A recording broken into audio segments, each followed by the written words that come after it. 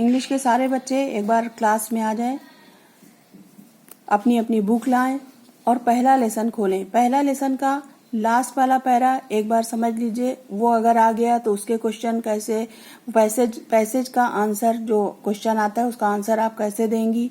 मान लीजिए ये वाला आ गया, ओ यक्ष से लेके रिवाइव तक एक पैसेज आ गया। अब इसके ऊपर आंसर आपको देना है।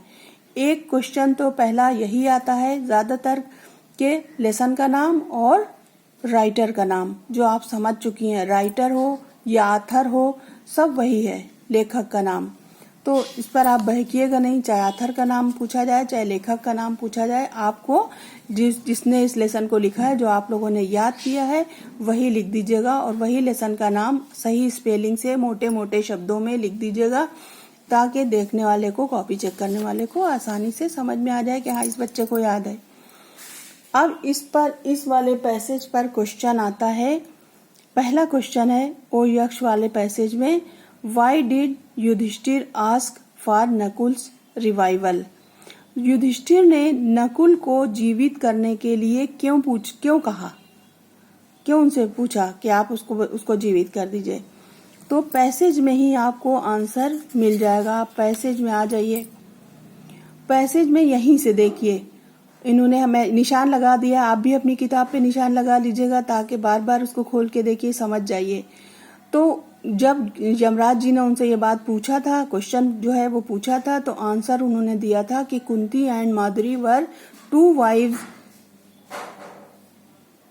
Of my father. मेरे पिता की 2 पत्नियां थी, कुंती और माधुरी। आई एम अलाइव, मैं जीवित हूँ। ए सन ऑफ कुंती, मैं कुंती का सन जीवित हूँ। So she is not completely bereaved, इसलिए वो पूरी तरह से दुखी नहीं होगी। अब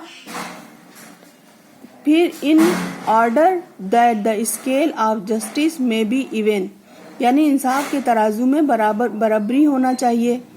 तो इसीलिए उन्होंने क्या किया, आई आस्क दैट माधुरी सन नकुल में रिवाइव, इसलिए मैंने आपसे माधुरी के बेटे नकुल को जीवित करने के लिए कहा। तो ये आंसर आपका पहला वाला हो गया।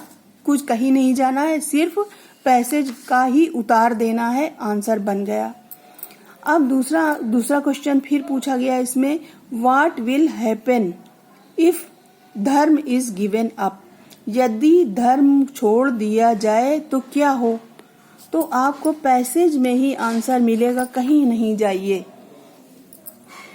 आंसर यह है, इफ धर्म is given up man will be ruined, यदि धर्म को छोड़ दिया जाए तो मनुष्य बर्बाद हो जाएगा। ruined माने बर्बाद होना। फिर तीसरा है हु वाज नकुल। इसमें आपको कुछ भी नहीं करना है, आपको केवल ये बता देना है कि Nakul was the son of, किसका सन है, आप यहाँ पर खुद देख लीजिए, माधुरी का। आप लिख दीजिएगा Nakul was the son of Madhuri, या नकुल वाज माधुरी सन। आप बिल्कुल बस नकुल वाज कर दीजिएगा और माधुरी सन उतार दीजिएगा, आंसर हो गया।